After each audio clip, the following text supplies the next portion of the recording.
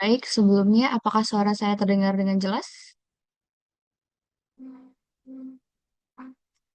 Oke, perkenalkan kami dari kelompok 2. Di sini kami akan mempresentasikan hasil kerja kelompok kami eh, yang berjudul Penegakan Hukum dalam Hukum Administrasi Negara yang dimana terdapat dalam RPS 14.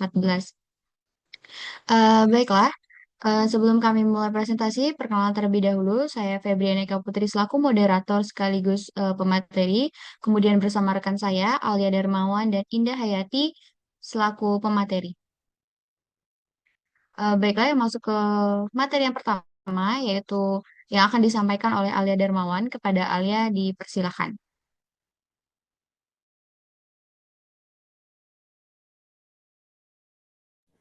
Baik, terima kasih atas kesempatannya, moderator. Di sini saya akan menjelaskan mengenai latar belakang dari hasil kerja kami. Yang pertama yaitu fondasi negara hukum.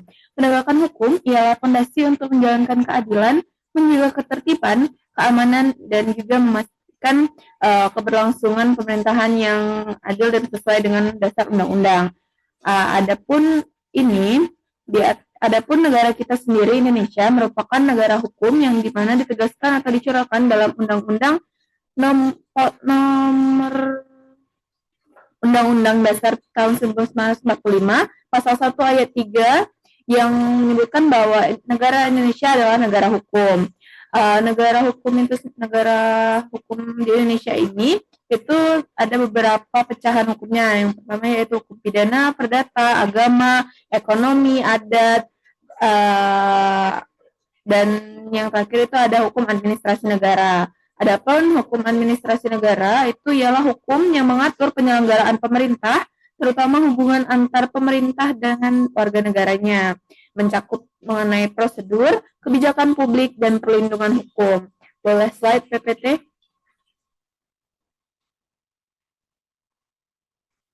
Ya, adapun pentingnya penegakan hukum dalam hukum administrasi negara itu ada tiga.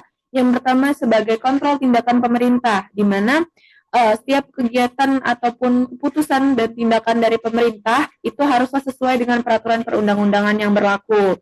Yang ketiga, yaitu menjaga keseimbangan antara kewenangan yang dimiliki oleh pemerintah dengan perlindungan hak yang dimiliki oleh setiap warga negara. Dan yang terakhir itu adalah mewujudkan tata kelola yang baik, di mana uh, pilar ini itu menciptakan pemerintahan yang efektif, transparan, dan berlandaskan dengan prinsip kepastian hukum atau good governance.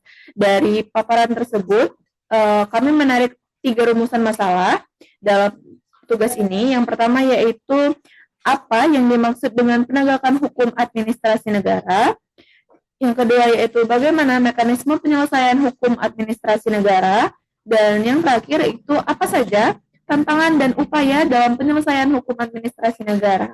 Mungkin itu yang dapat saya sampaikan. Saya kembalikan kepada moderator. Terima kasih. Baik, terima kasih kepada Alia. Selanjutnya akan dijelaskan oleh Indah Hayati. Kepada Indah dipersilakan.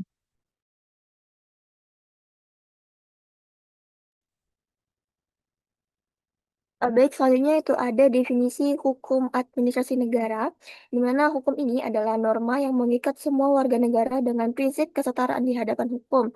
Lalu, administrasi negara itu mempelajari pengelolaan lembaga publik mencakup kebijakan publik, birokrasi, pembangunan, dan good governance, baik di tingkat daerah maupun pusat. Lalu, eh, hukum administrasi negara itu mengatur hubungan antara pemerintah dan warga negara agar pemerintah berjalan tertib dan adil, serta menjaga keseimbangan antara kewarganegaraan pemerintah dan perlindungan hak warga negara. Ada pula fungsi dari hukum administrasi negara itu menjaga keseimbangan antara kewenangan administrasi negara dan perlindungan hak warga negara dari tindakan sewenang-wenang. Selanjutnya itu ada konsep dan karakteristik Han, yaitu konsep hukum dalam hukum administrasi negara. Ini berfokus pada pengaturan hubungan antara pemerintah sebagai pelaksana kekuasaan eksekutif dengan warga negara dalam penyelenggaraan fungsi pemerintah. Uh, ada ada 4 karakteristik utama dari hukum administrasi negara. Itu ada yang pertama bersifat publik, yaitu mengatur hubungan antara negara dan masyarakat dalam konteks penyelenggaraan pemerintah. Yang kedua ada dinamis, yaitu selalu menyesuaikan dengan perkembangan masyarakat dan perubahan sistem pemerintah. Yang ketiga ada asas legalitas, yaitu di mana setiap tindakan pemerintah harus memiliki dasar hukum yang jelas. Dan yang keempat ada peran ganda, yakni melindungi masyarakat dari potensi penyalahgunaan kewenangan sekaligus memberikan jaminan hukum bagi pejabat administrasi dalam melaksanakan tugasnya. Dengan karakter tersebut, hukum administrasi negara ini menjadi landasan penting dalam membangun pemerintah yang adil, transparan, dan dapat dipertanggungjawabkan. Lalu pelaksanaan hukum administrasi negara juga berkaitan erat dengan mekanisme pengawasan dan penegakan hukum untuk menjamin agar tindakan administrasi tetap berada dalam batas ketentuan yang berlaku. Pelaksanaan terhadap norma atau ketentuan administrasi dikenai sanksi sebagai bentuk penegak hukum untuk menjaga ketertiban dan kepastian dalam penyelenggaraan pemerintah. Ada pula jenis-jenis sanksi dari administrasi. Yang pertama itu ada pelaksanaan pemerintah, yaitu tindakan paksa yang dilakukan oleh pemerintah untuk menghentikan pelanggaran atau memulihkan keadaan sesuai hukum. Yang kedua itu ada penarikan kembali keputusan yang menguntungkan, yaitu pembatalan keputusan administrasi yang sebelumnya memberikan keuntungan kepada pihak tertentu karena ditemukan pelanggaran. Yang ketiga ada pengenaan uang paksa, yaitu kewajiban pembayaran sejumlah uang kepada pemerintah sebagai tekanan agar pihak yang bersangkutan melaksanakan ketentuan hukum. Dan yang keempat ada denda administratif, yaitu hukuman berupa pembayaran sejumlah uang sebagai akibat dari pelanggaran ketentuan administrasi. Dalam penetapannya, setiap jenis sanksi administrasi harus berlandasan pada azas keadilan, proporsionalitas, dan kepastian hukum agar tidak menimbulkan ketidakadilan bagi masyarakat. Selanjutnya, itu ada instrumen penegak hukum administrasi negara. Instrumen hukum administrasi negara ini merupakan sarana yang digunakan pemerintah dalam melaksanakan tugas dan kewenangannya guna mewujudkan penyelenggaraan pemerintah yang tertib, efisien, dan berkeadilan. Instrumen hukum administrasi negara ini memiliki dua fungsi utama, yaitu fungsi preventif dan fungsi represif. Fungsi preventif ini dijalankan melalui kegiatan pengawasan serta sistem perizinan yang bertujuan mencegah terjadinya pelanggaran sejak awal. Lalu fungsi represif ini diwujudkan melalui penerapan sanksi administratif bagi pihak yang melanggar ketentuan hukum.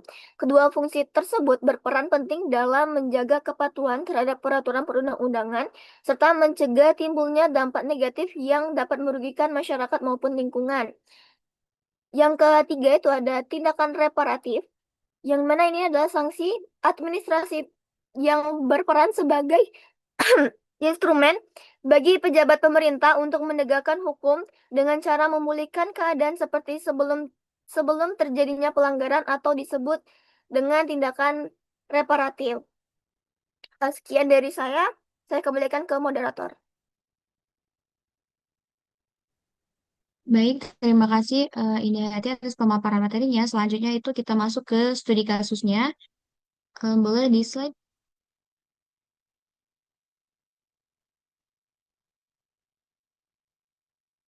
Baik, eh,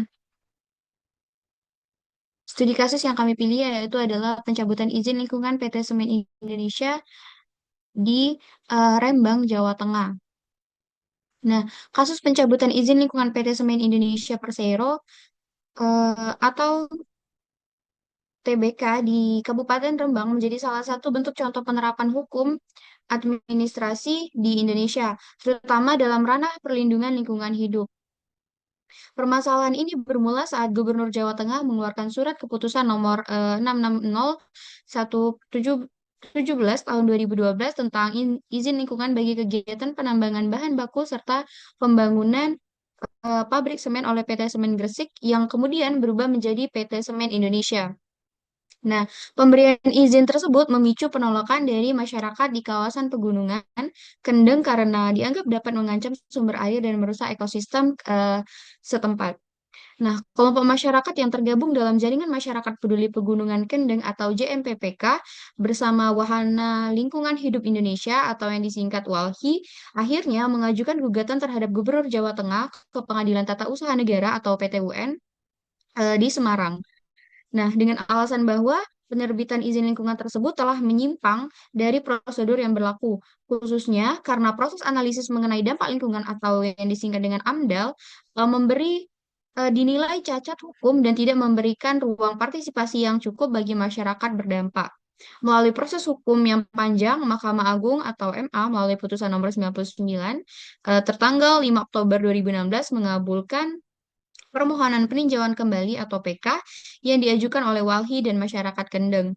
Dalam putusannya, MA menegaskan bahwa surat keputusan Gubernur Jawa Tengah nomor 660.1 per 17 tahun 2012 dinyatakan batal dan tidak memiliki kekuatan hukum, serta memerintahkan gubernur untuk mencabut izin lingkungan tersebut berdasarkan putusan tersebut.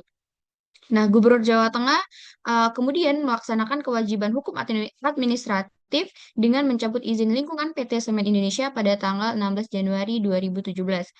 Eh, Namun, tidak lama setelah pencabutan dilakukan, pemerintah provinsi kembali menerbitkan izin baru melalui keputusan Gubernur nomor 660.1 per 30 tahun 2016 yang disebut sebagai izin hasil perbaikan dengan dalih telah melibatkan partisipasi publik dan memperbaiki dokumen AMDAL. Tindakan tersebut kembali menuai sorotan dan kritik publik karena dianggap bertentangan dengan putusan Mahkamah Agung yang telah bersifat final dan mengikat. Baiklah, selanjutnya masuk ke mekanisme penyelesaian melalui hukum administrasi dan PT UN. Boleh tolong di slide?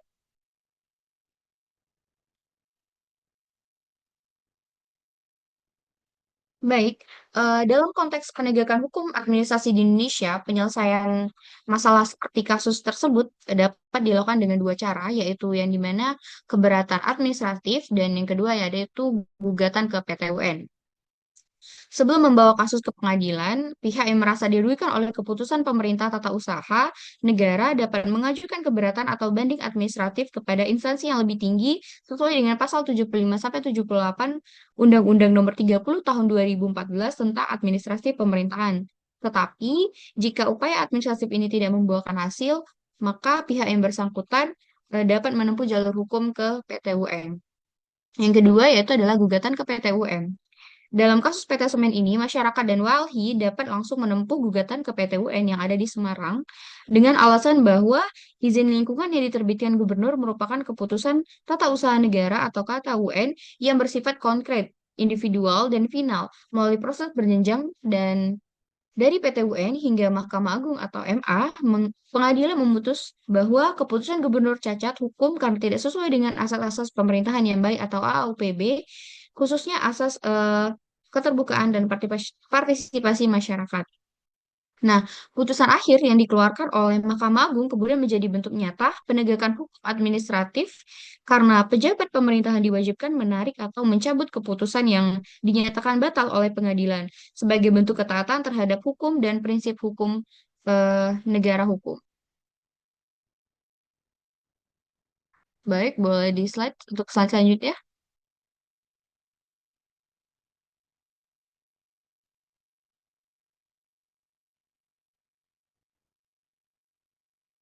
Baik, kita masuk ke tantangan dan upaya penegakan hukum, yang dimana ada tiga, yaitu dan upayanya juga, yang pertama mengenai tantangan rendahnya kesadaran hukum yang dimana banyak keputusan tanpa mempertimbangkan AUPB yang menyebabkan sengketa administratif. Yang kedua, lemahnya pengawasan yang dimana budaya birokrasi yang tertutup dan keterbatasan lembaga pengawasan seperti inspektorat dan ombudsman. Dan yang ketiga yaitu adalah tumpang tindih regulasi yang artinya ketidakjelasan pembagian kewenangan pusat dan daerah menyulitkan penerapan kebijakan. Nah, dari tantangan tersebut memiliki beberapa upaya penyelesaian. Yang pertama yaitu adalah penguatan peran PT UN yang artinya mengoptimalkan PT UN sebagai lembaga penyelesai sengketa yang independen dan cepat. Yang kedua, reformasi birokrasi, yaitu mendorong transparansi, akuntabilitas, dan digitalisasi sistem administrasi atau yang disebut dengan e-government. Dan yang terakhir adalah pelatihan hukum administrasi, yang dimana meningkatkan kompetensi hukum dan etika bagi aparatur negara untuk meminimalkan pelanggaran. Baik, boleh di slide.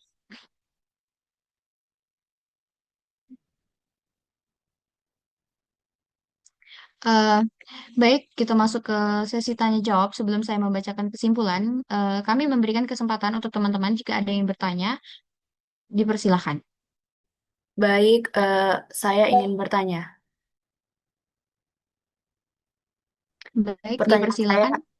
pertanyaan saya adalah, mengapa rendahnya kesadaran hukum di kalangan pejabat administrasi menjadi salah satu hambatan utama dalam penegakan hukum administrasi negara?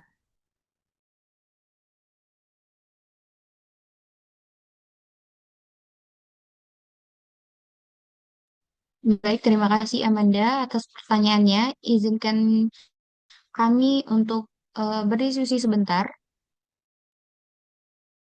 Mohon maaf, tadi kurang jelas. Boleh diulangi pertanyaannya?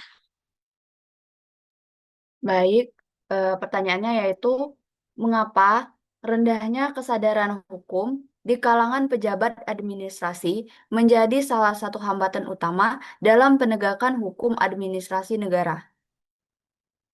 Baik, terima kasih. Baiklah, untuk pertanyaan ini akan dijawab oleh rekan saya, yaitu Indah Hayati. Kepada Indah, dipersilakan.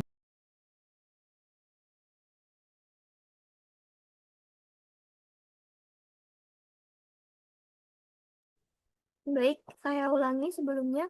Pertanyaan tadi, mengapa rendahnya kesadaran hukum di kalangan pejabat administrasi menjadi salah satu hambatan utama dalam penegakan hukum administrasi negara? Kesadaran hukum pejabat administrasi merupakan kunci agar kebijakan yang dikeluarkan tidak melanggar prosedur hukum dan prinsip keadilan. Banyak pelanggaran menjadi karena pejabat tidak memahami asas legalitas, keterbukaan, dan akuntabilitas. Akibatnya muncul keputusan yang bersifat sewenang-wenang dan menimbulkan sengketa di PT UN. Rendahnya kesadaran hukum untuk juga memperlemah implementasi karena hukum menjadi sekadar formalitas tanpa diiringi etika administrasi publik. Sekian dari saya, apakah sudah dimengerti? Baik, terima kasih Indah atas pemaparan jawabannya. Bagaimana? Apakah sudah cukup jelas? Baiklah, itu tadi pemaparan dari kami. Selanjutnya itu adalah kesimpulan yang dimana menuju pemerintahan yang berkeadilan, hukum administrasi negara adalah pilar penting untuk yang mengatur hubungan pemerintah dan warga negara, memastikan tindakan administrasi berlandaskan hukum dan AAUPB, yang dimana setiap tindakan administrasi harus memiliki dasar hukum yang sah, kemudian memiliki tujuan akhir yang terwujudnya pemerintahan yang bersih, transparan, dan berkeadilan melalui penegakan HAM yang kuat, kemudian memiliki perlindungan warga yang melindungi masyarakat dari potensi penyalahgunaan wewenang oleh pemerintahan, dan yang terakhir adalah HUPB yang ada, asas-asas umum pemerintahan yang baik sebagai pedoman utama pelaksanaan kewenangan. Baik, sekian dari kelompok kami. Eh, Kami mohon maaf apabila ada kesalahan dan kekurangan. Kami akhiri. Wassalamualaikum warahmatullahi wabarakatuh.